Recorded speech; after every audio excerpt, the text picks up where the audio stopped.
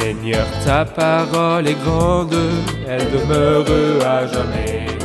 Ta parole est infaillible, rien ne peut la supprimer. Bienvenue chers téléspectateurs, bienvenue à tous ceux qui nous regardent de partout dans le monde, à un nouvel épisode de notre programme d'études bibliques Toute la Bible. Dans ce programme que nous présentons, nous étudierons entièrement tous les livres de la Bible, de la Genèse à l'Apocalypse, tous les jours du lundi au vendredi. Nous sommes arrivés dans notre étude au livre de l'Exode, c'est le deuxième livre de la Bible, au chapitre 20. Nous nous sommes arrêtés dans l'épisode précédent au chapitre 19 et nous avons vu que le chapitre 19 commence une nouvelle partie dans le livre de l'Exode. C'est aussi une nouvelle partie de l'histoire de la nation où ils se sont appuyés sur leur force et ils se sont appuyés sur leur capacité dans leur marche avec le Seigneur et ils ont dit « Nous ferons tout ce que l'Éternel a dit » et ils ne réalisaient pas qu'ils étaient corrompus et que sans l'aide et la grâce de Dieu, ils ne pouvaient rien faire du tout. Et ici, la loi est venue pour révéler leur corruption. Pourquoi donc la loi? Elle a été donnée à cause des transgressions. Aujourd'hui, nous parlerons dans le chapitre 20 de ce qui est appelé les 10 commandements. Nous parlerons de chacun de ces commandements et nous saurons ce qu'ils signifient et nous saurons les demandes justes que Dieu donne à travers ces commandements. Laissez-moi au début accueillir mon invité, le serviteur de Dieu, qui nous honore par sa présence, frère Youssef Riyad. Bienvenue, Merci, frère Youssef. Riyad. Nous accueillons aussi nos invités, soyez les bienvenus. Frère Youssef, donnez donc un titre à ce chapitre, le chapitre 20. Eh bien, c'est clair que ce chapitre se rapporte aux 10 commandements. Le peuple a demandé et dit « Nous ferons tout ce que l'Éternel a dit ». Et Dieu parle ici au peuple. Nous remarquons ici que Moïse n'est pas celui qui donne la parole de Dieu au peuple, mais le Seigneur lui-même parle directement avec le peuple. Et dans la dernière partie, il nous parlera d'une autre idée qui est comment approcher de Dieu et comment offrir des sacrifices à Dieu. Et il nous donnera une description de la construction de l'autel pour Dieu. D'accord. En fait, le thème principal de ce chapitre est ce qu'on appelle les 10 commandements. Oui, Et le mot commandement est répété plusieurs fois dans la Bible. oui, Encore un peu, nous verrons dans le chapitre 21, par exemple, il dit « Voici les règles ». oui, Et si nous continuons après cela, nous trouvons ce qu'on appelle les statuts. oui. Donc je voudrais connaître la différence entre ces mots, commandement, règle et statut. Est-ce que chacun de ces mots a un sens ou est-ce que ces 3 mots sont en fait des synonymes? Non, nous devons oublier l'idée de synonyme. Chaque terme dans la parole de Dieu a un sens. Allez-y. Aucun mot ne peut remplacer l'autre. Les commandements sont le niveau le plus bas des critères de Dieu dans la relation entre l'homme et Dieu. Et c'est clair combien l'homme est corrompu, parce que quand il a reçu une loi pareille, une loi qui ne demandait rien de vraiment difficile, l'homme a échoué. Et cela nous montre combien l'homme est déchu, et d'après Romains 8, ce qui était impossible à la loi parce que la nature humaine la rendait impuissante. Concernant les statuts, ils sont l'adoration. Comment adorer Dieu? Ici, ils nous décrivent comment nous pouvons approcher de Dieu dans l'adoration. Ce sont les statuts. Les règles se rapportent à la relation de l'homme avec autrui. Les relations sociales. Oui, les relations sociales. Alors les commandements se rapportent à notre relation avec Dieu, alors que les statuts se rapportent à notre relation avec l'adoration, et puis les règles se rapportent à notre relation avec autrui. D'accord, très bien. Merci frère Youssef. Donc, nous lirons quelques versets dans le chapitre 20. Il est écrit, et je commence par le verset 1. Alors Dieu prononça toutes ces paroles.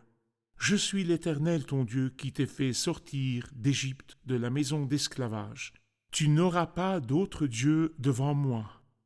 Tu ne te feras pas de sculpture sacrée, ni de représentation de ce qui est en haut dans le ciel, en bas sur la terre, et dans l'eau plus bas que la terre.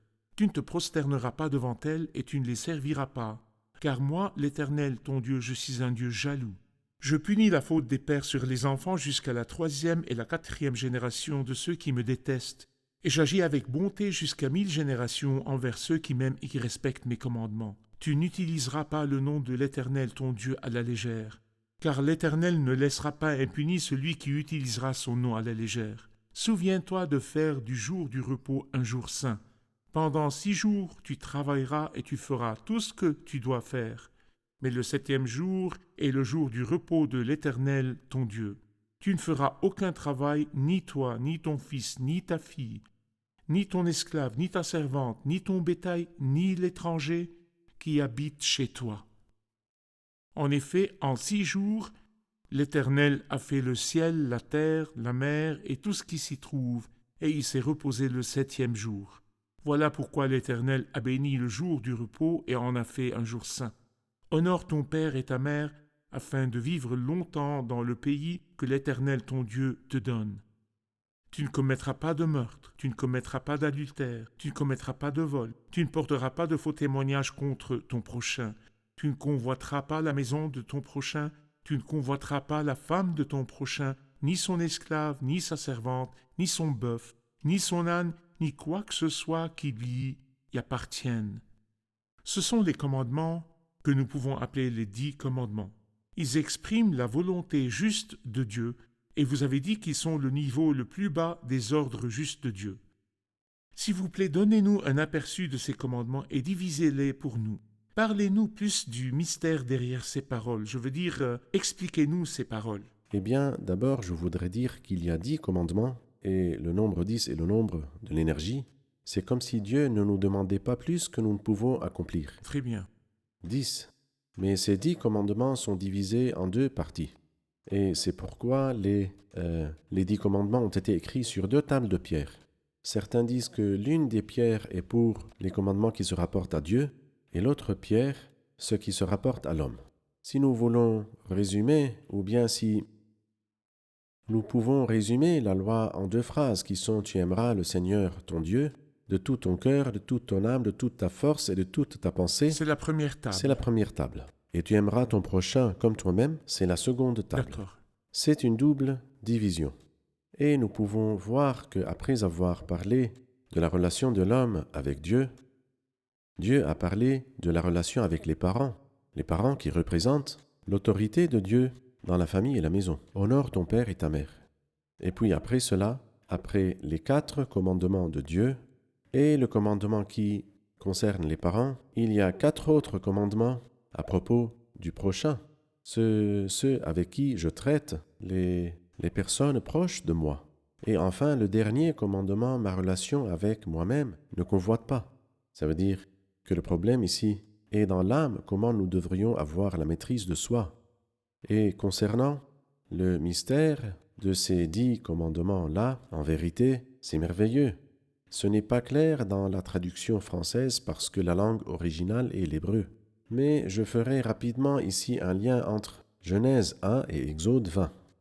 Genèse 1 parle des 7 jours de création, où les 6 est du repos le 7e jour. Nous remarquons que dans tout ce chapitre, le chapitre tout entier et les 3 premiers versets du chapitre 2, qui se rapportent aux 7 jours, qu'il n'y a dans cette partie que 21 lettres. De l'alphabet hébreu. Exactement. Bien que l'alphabet hébreu comporte 22 lettres. Il y a donc une lettre qui n'a pas été mentionnée. Quelle est alors cette lettre? Le S, qui s'appelle en hébreu Samek. Pourquoi cette lettre n'a-t-elle pas figuré dans Genèse chapitre 1? Parce que toute lettre dans la langue hébraïque a un sens. Quel est le sens de la lettre S? Un support.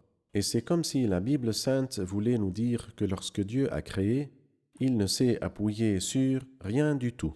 Le monde visible n'a pas été fait à partir des choses visibles.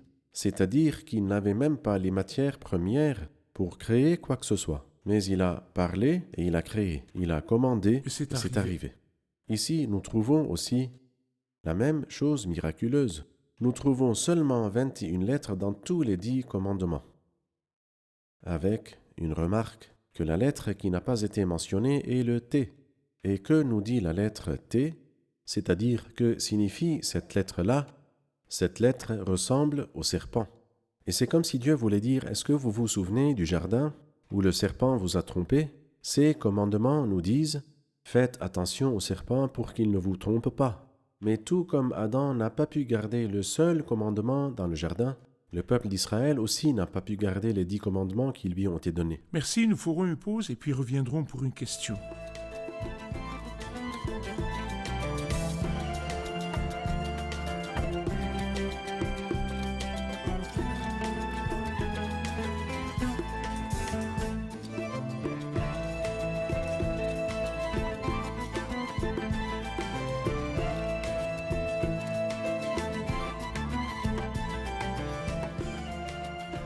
Le verset 2 dit « Je suis l'Éternel, ton Dieu, qui t'ai fait sortir d'Égypte, de la maison d'esclavage ».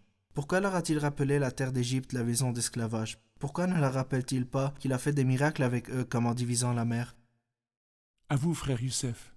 D'abord, je remarque, comme nous l'avons dit, que le Seigneur parle au peuple directement, pas à travers Moïse, il leur parle directement. La deuxième chose, c'est qu'il parle aux individus, pas à la nation tout entière. « Je suis l'Éternel, ton Dieu, qui t'ai fait sortir ». Pourquoi parle-t-il ici au singulier? Car la responsabilité ici est individuelle. D'accord. Je ne serai pas sous la protection de quelqu'un d'autre, mais j'ai besoin de traiter moi-même avec Dieu individuellement. Le Seigneur ici, avant de leur demander quoi que ce soit, leur rappelle la grande faveur qu'il leur a donnée. Et ceci est toujours notre Dieu, c'est-à-dire je ne serai jamais le premier à donner à Dieu, car de lui et à travers lui et à lui sont toutes choses.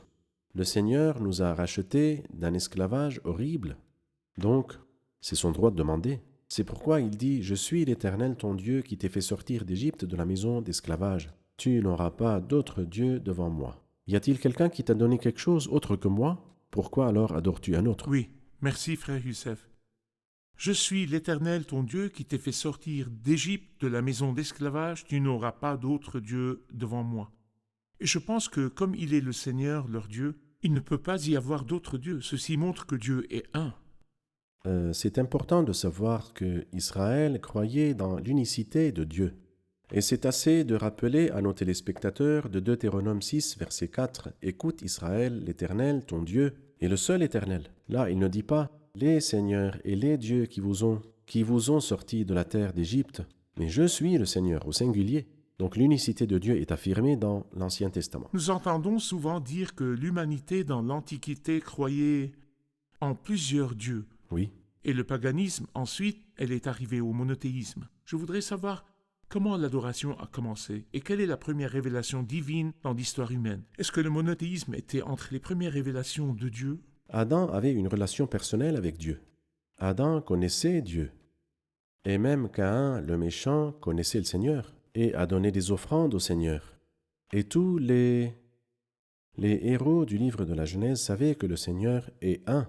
Le monde vous trompe en nous racontant des choses historiquement fausses et erronées.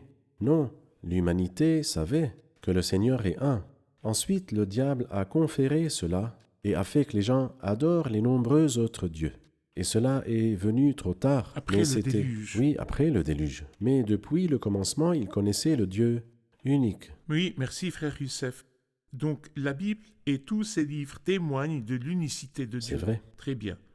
Dans le deuxième commandement, juste après, il dit « Tu ne te feras pas de sculpture sacrée, ni de représentation de ce qui est en haut, dans le ciel, en bas sur la terre, et dans l'eau plus bas que la terre. Tu ne te prosterneras pas devant elles, et tu ne les serviras pas. » Et après, il donne un avertissement à la personne qui n'y obéit pas. Que voyez-vous dans ce commandement? Eh bien, je vois l'échec horrible de l'homme, et spécialement dans la chrétienté.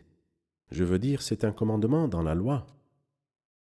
Et nous trouvons des chrétiens qui défendent l'utilisation des images et des statues. Mais ces paroles sont claires dans la loi.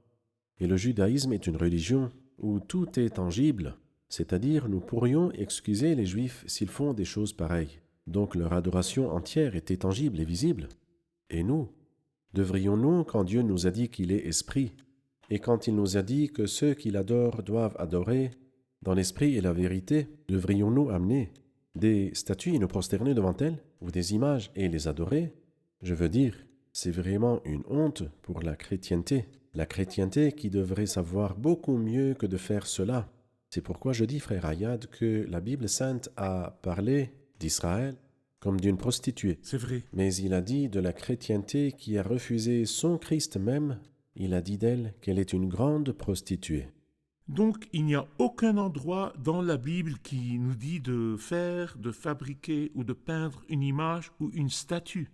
Donc, il ne nous défend pas seulement de les adorer, mais aussi de les utiliser pour obtenir des bénédictions. Il n'y a pas de bénédiction dans les images ou les statues. C'est mauvais de les faire. Et ce qui est dit est qu'après avoir prié sur ces images ou ces icônes, des bénédictions viendront dans ces images et ces statues. Ceci est démoniaque. C'est du paganisme, mes amis. Parce qu'après l'enlèvement de l'Église, cela donnera un esprit à l'image de la bête et les statues de la bête. Il parlera et fera des miracles devant les hommes. l'homme sera empli de paganisme, et il aime le paganisme. Mais les gens pieux qui craignent le Seigneur ne sont pas comme ça. Nous ne nous soumettons jamais aux pensées des hommes. Mais concernant ce commandement, il a donné un avertissement Oui. clair. Est-ce que c'est parce que Dieu sait parfaitement et reconnaît l'avenir et le cœur de l'homme vis-à-vis du fait qu'il veut un Dieu visible C'est vrai. ou veut une source de bénédiction qui est visible? Exact. Dieu a dit, tu ne te prosterneras pas devant elles et tu ne les serviras pas, car moi, l'Éternel, ton Dieu, je suis un Dieu jaloux. Oui. Je punis la faute des pères sur les enfants jusqu'à la 3e et la 4e génération de ceux qui me détestent. C'est sérieux. Si vous vous souvenez, lorsque Moïse est monté sur le mont pour prendre la loi qu'ils voulaient eux-mêmes, puis ensuite ils ont fait un veau d'or. Qu'a-t-il dit Moïse? Ou plutôt, qu'est-ce que Dieu a dit à Moïse? Je vais les faire disparaître. Et Dieu avait vraiment l'intention de faire cela à tout le peuple parce qu'ils adoraient le veau d'or. Et sans l'intercession du respectable Moïse, qui a dit non Seigneur, qu'est-ce que cela ferait à ton nom? C'est-à-dire mon nom n'est pas important Seigneur, mais ton grand nom Seigneur. Donc nous comprenons que Dieu ne tolère pas ce péché. Et les pieux ne tolèrent pas ce péché non plus. Si vous vous rappelez de Ézéchias, le roi pieux, lorsqu'il a détruit le serpent de bronze que Moïse, l'homme de C'est Dieu, vrai. a fait. C'est Parce vrai. que le peuple, qui avait une affinité pour l'idolâtrie, a commencé à adorer le serpent de bronze qui était un instrument de salut de Dieu pour ce peuple. Oui. Juste après, le 3e commandement dit, tu n'utiliseras pas le nom de l'Éternel, ton Dieu, à la légère. Que dites-vous de cela? Surtout quand il est question de jurer. Ne revenez pas sur ce que vous avez juré. Mais ici, il va plus loin. Il dit, ne mettez pas le nom de Dieu dans toute situation si ce n'est pas important. Si quelqu'un amène de nouvelles chaussures, nous disons, mon Dieu, qu'elles sont belles. Pourquoi mettre Dieu là? Ce sont des chaussures. Donc, nous devons faire extrêmement attention en disant ce mot-là. Voyons les Juifs. Ils respectaient ce mot-là, donc ils évitaient à le prononcer partout, et ils disaient un autre à sa place. Par exemple, j'ai péché contre le ciel, ils ne disent pas contre Dieu. Ou par exemple, quand les grands prêtres ont demandé au Christ, es-tu le Christ, le Fils du Très-Haut? Ils évitaient complètement de le dire. Bien sûr, nous ne voulons pas faire comme ces Juifs méchants ont fait, mais nous voulons Respecter plutôt le nom de respecter Dieu. le nom de Dieu. Oui. Le commandement suivant est, souviens-toi de faire du jour du repos un jour saint, et nous devons nous arrêter un peu sur le sabbat. Oui. Allez-y. Le sabbat. Eh bien, je mentionnerai 4 choses sur cela. Il représente le repos dans l'histoire de la création. Nous comprenons cela de Genèse 2. Le Seigneur a créé le ciel et la terre en 6 jours et s'est reposé le 7e jour. Nous sommes, dans la chrétienté, une nouvelle création. L'ancienne a échoué et a été corrompue. Et quiconque est en Christ est une Nouvelle nouvelle création. création, donc pas de relation avec le sabbat. Le sabbat est un commandement de la loi, dans Exode 20. Et la Bible nous dit dans l'Épître aux Romains chapitre 6 verset 14, « Vous n'êtes plus sous la loi, mais sous la grâce. » Oui. Donc si quelqu'un nous demande de garder le sabbat parce que c'est un commandement de la loi, et le Christ n'est pas venu pour abolir la loi et les prophètes, mais pour les accomplir, nous répondons, c'est nous, Christ n'a pas aboli la loi, mais nous ne sommes pas sous la loi. Nous ne sommes pas sous la loi, mais sous la grâce, ou parce que je suis mort à la loi, afin de vivre pour Dieu. Oui. Nous sommes donc une nouvelle création, pas une ancienne création. Nous n'avons pas de relation avec la loi, mais avec la grâce. Et la 3e chose est dans Exode 31. Il dit que le sabbat est un signe de l'alliance entre Dieu et le peuple d'Israël. Et nous ne sommes pas inclus parmi les fils d'Israël. Mais nous faisons partie des nations et nous sommes devenus l'Église de Dieu. Donc nous non plus ne sommes pas parmi les fils d'Israël. Et finalement, dans Colossiens 2,16, que personne donc ne vous juge au sujet du manger ou du boire ou à propos d'une fête ou d'un nouveau mois ou du sabbat. Tout cela n'était que l'ombre des choses à venir. Mais la réalité est en Christ. Donc il y a une ombre, mais c'est l'ombre d'une réalité. L'ombre est le sabbat. Et la réalité de cette ombre est Et le Christ. Donc moi, j'appartiens au Christ, pas à l'ombre. Merci, nous ferons une pause, puis reviendrons pour une question.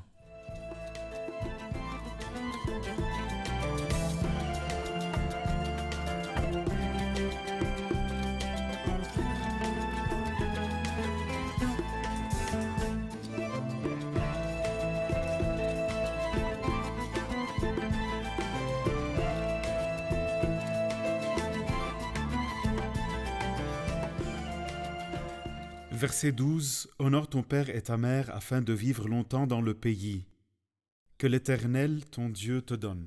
Que veut dire vivre longtemps? Une vie plus longue? Allez-y. Bien sûr, une vie plus longue. Le Seigneur a promis une longue vie à ceux qui honorent leurs parents. Donc quand vous honorez vos parents, vous vivrez longtemps. L'apôtre Paul le dit dans Éphésiens 6, 3, il dit que c'est le premier commandement avec une promesse. Afin de vivre, il leur promet afin de vivre longtemps. Et ce qui est merveilleux, dans le chapitre 20, est que honorer les parents amène une longue vie. Et dans le chapitre 21, celui qui maudit le père ou la mère doit être mis à mort. Il dit cela, celui qui maudira son père ou sa mère sera puni de mort. Et en fait, nous voyons dans l'histoire que bien que David ait supplié les chefs de l'armée d'être miséricordieux envers son fils rebelle et désobéissant Absalom, Oui, mais en fait, il a récolté une mort horrible. Parce que, je veux dire, ce n'était pas selon la volonté de David, au contraire, mais malgré la volonté de David, parce que c'était le jugement juste de Dieu. d'accord. Le commandement suivant dit « Tu ne commettras pas de meurtre ». Oui, Tu ne commettras pas de meurtre, c'est court, mais c'est un commandement de Dieu. Qui voyez-vous? d'un côté, nous voyons la corruption de l'homme. Lorsque deux personnes sont en désaccord, l'un peut tuer l'autre. Et c'est un péché extrêmement grave aux yeux de Dieu. Aujourd'hui, nous sommes arrivés à un temps où, sans désaccord, sans même connaître l'autre ou le voir même, mais il suffit que ces gens-là ne me plaisent pas, alors je les tue. Et malheureusement, ça montre la corruption incroyable dans le cœur de l'homme. De notre côté, écoutons le Christ qui nous a enseigné. Non seulement ne tuez pas, mais vous ne devez pas vous mettre sans raison en colère contre vos frères. Regardez la grandeur de l'enseignement. Quel grand enseignement! Quel grand enseignement D'accord. dans le sermon sur le mont. Très bien, Très très grand. bien. Le premier meurtrier de l'histoire était Exactement. Caïn. Et celui qui tue l'homme, c'est comme s'il enlevait Dieu de son trône Oui, et s'y essayait au lieu de Dieu qui donne la vie et la mort. c'est vrai. Le seul qui a le droit de donner la vie et la mort est Dieu. Dieu.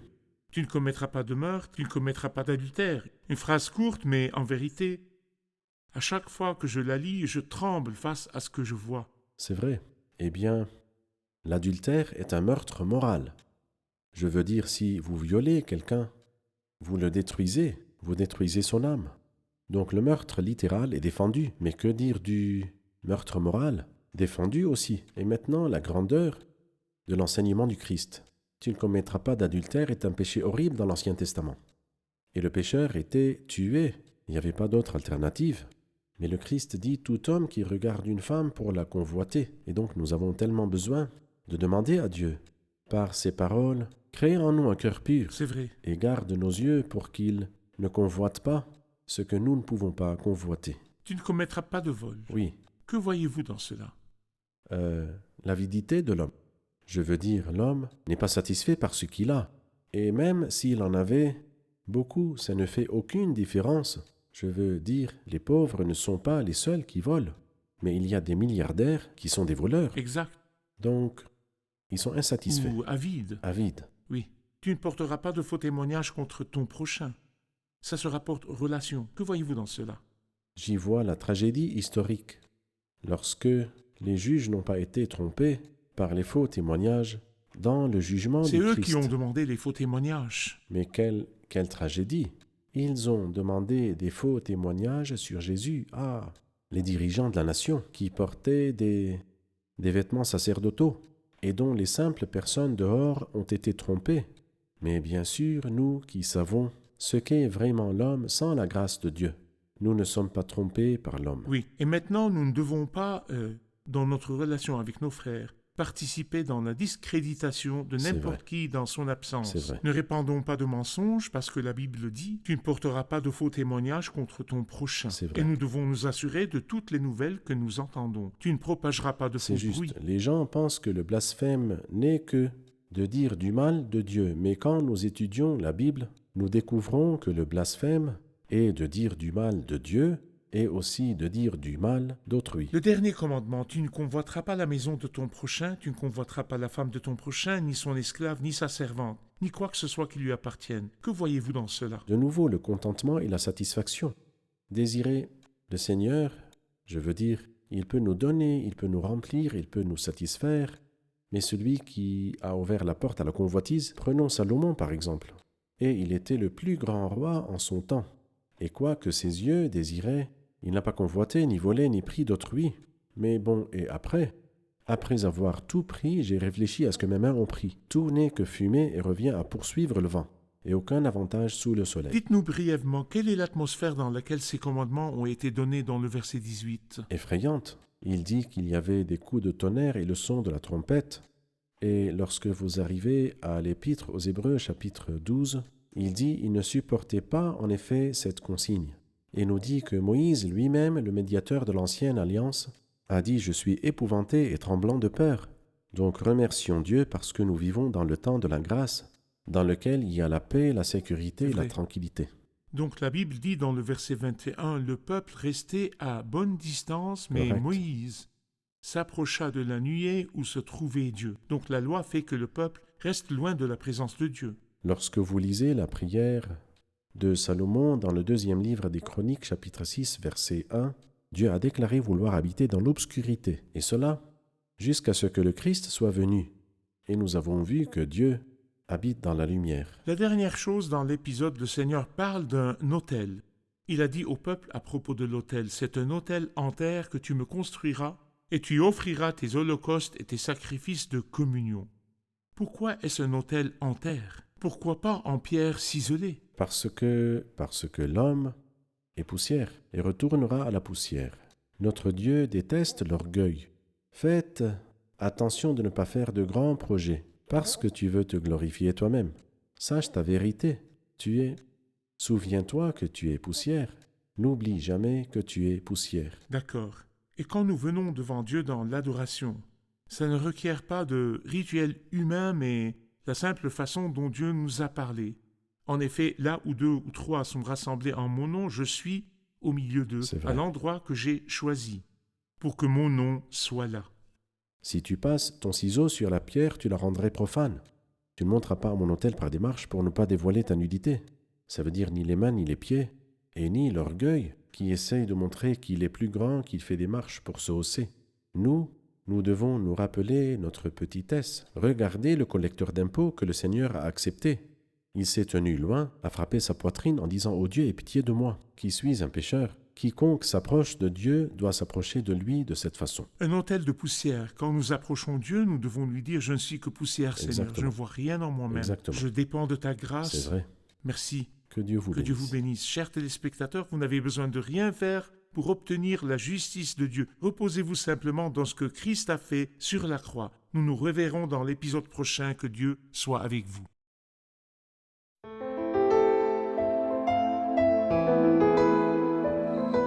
Seigneur, ta parole est grande, elle demeure à jamais. Ta parole est infaillible, rien ne peut la supprimer.